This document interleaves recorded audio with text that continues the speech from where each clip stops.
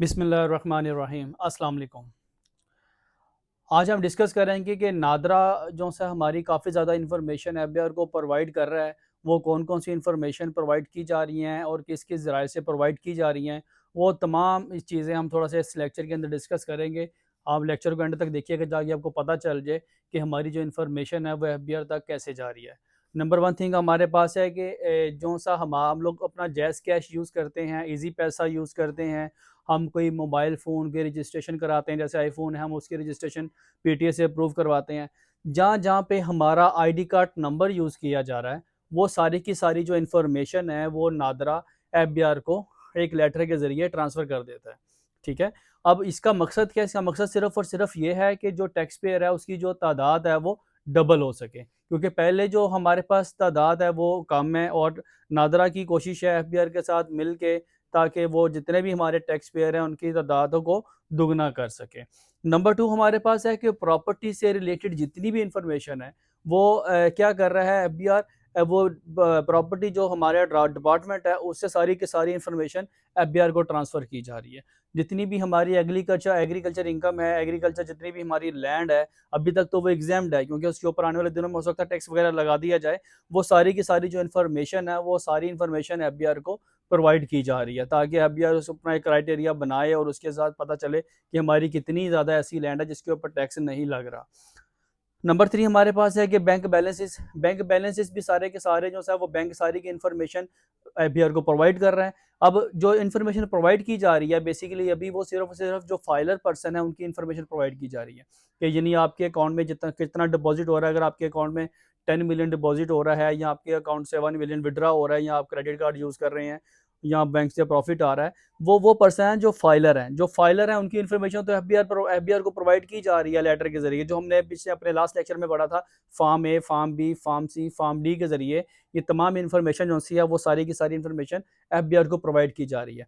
लेकिन अब कोशिश ये कर रहा है कि बैंक की जितनी भी हमारे अगर कोई हमारा ऐसा पर्सन जो फाइलर नहीं है उसकी भी इंफॉर्मेशन अगर उसके अकाउंट में डिपॉजिट हो रहा है, उसके अकाउंट से विदड्रॉ किया जा रहा है एक एक मखसूस लिमिट से ज़्यादा, तो उसकी भी जो इन्फॉर्मेशन है वो सारी की सारी बैंक जो है एफबीआर को प्रोवाइड करेगा और कुछ कर भी रहा है ताकि अब इसका मकसद सिर्फ बताने का ये है कि अगर कोई पर्सन अभी तक अपने आप को फाइलर नहीं कर रहा या फाइलर नहीं हुआ, उसको चाहिए कि 31 अक्टूबर लास्ट डेट है, उससे पहले-पहले अपने आप को फाइलर कर ले।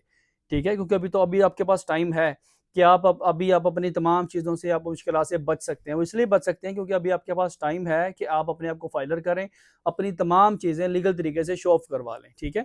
अब उससे आपको कोई प्रॉब्लम नहीं होगी। अगर आप अपने आप को फाइलर नहीं करते लेकिन आपके अकाउंट से ट्रांज़ैक्शंस हो रही हैं, 10 मिलियन आ रहा है, 20 मिलियन आ रहा है या आप 1 मिलियन निकाल रहे हैं, 2 मिलियन निकाल रहे हैं और अगर आप ये सोच रहे हैं कि आपका कोई भी इन्फॉर्मेशन आपका रिकॉर्ड एफबीआर के पास नहीं जा रहा, तो ये आपकी गलतफ़हमी है, ऐसा कुछ भी नहीं है। आपकी तमाम की तमाम इन्फॉर्मेशन एफबीआर के पास ट्रांसफ़र की जा रही है।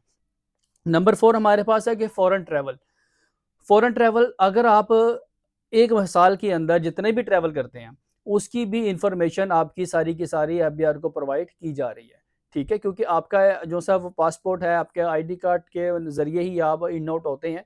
तो जहाँ-जहाँ पे आपका आईडी कार्ड नंबर यूज़ किया जा रहा है, नादरा उसको भी सारे का सारा एफबीआर को प्रोवाइड कर रहा है कि एक पर्सन 1 साल में या टैक्स ईयर के अंदर कितनी दफ़ा बाहर गया, कितनी दफ़ा वो आउट ऑफ कंट्री गया, कितनी दफ़ा वापस आया और उसका एक्सपेंस कितना हुआ था, उसकी टिकट कितने की हुई थी, उसका वीज़ा कितने का हुआ था, क्योंकि आपका आईडी कार्ड नंबर यूज़ हो रहा है। आईडी कार्ड नंबर जहाँ पे यूज़ हो रहा है, आपकी तमाम की तमाम इन्फॉर्मेशन वो एफबीआर को प्रोवाइड की जा रही है। नंबर 5 हमारे पास है कि टेक्निकल कमेटी। अब टेक्निकल कमेटी बेसिकली क्या होती है? टेक्निकल कमेटी वो सिर्फ़ और सिर्फ़ इसी डेटा के एनालिसिस के लिए बैठी हुई है कि आपका जो डेटा एफबीआर के पास जा रहा है, उसके फिर वो एनालिसिस करेगी।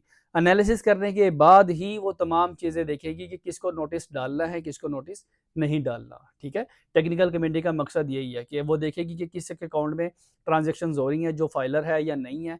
अगर फाइलर नहीं है तो उसके ऊपर तो कन्फर्म है कि उसको तो नोटिस आना ही आना है। लेकिन जो फाइलर है और जो जिसने अपना बिज़नेस शो नहीं करवाया हुआ या जो अपना बिज़नेस अपनी सेल या कोई भी चीज़ें अपनी कैटेगरी यूज़ नहीं कर रहा या वो अपने अकाउंट से ट्रांज़ैक्शंस करता जा रहा है, इन आउट कर रहा है, लेकिन उसने अपनी टैक्स रिटर्न में ऐसा कुछ भी नहीं दिखाया कि इन नोट क्यों कर रहा है। उसको भी नोटिस आएगा। ये भी आपने अपने बात ज़ेहन-नशीन कर लेनी है कि उसको भी नोटिस आएगा। इसलिए कोशिश करें कि अपनी जो ट्रांज़ैक्शंस है अपनी एक रिकंसिलिएशन बनाएँ, रिकंसिलिएशन करने के बाद ही अपनी रिटर्न फाइल करें। इस तरह की इन्फॉर्मेटिव वीडियो आपको मिलती रहा करेगी। रिलेटेड टॉपिक से अगर कोई सजेशन है, कोई आपसे कोई क्वेश्चन है तो प्लीज़ कमेंट्स में पूछिएगा ताकि बाकियों की भी जो है वो रहनुमाई की जा सके। नए टॉपिक के साथ इंशाल्लाह दोबारा फिर हाज़िर होंगे। तब तक के लिए इजाज़त दें। अल्लाह हाफ़िज़।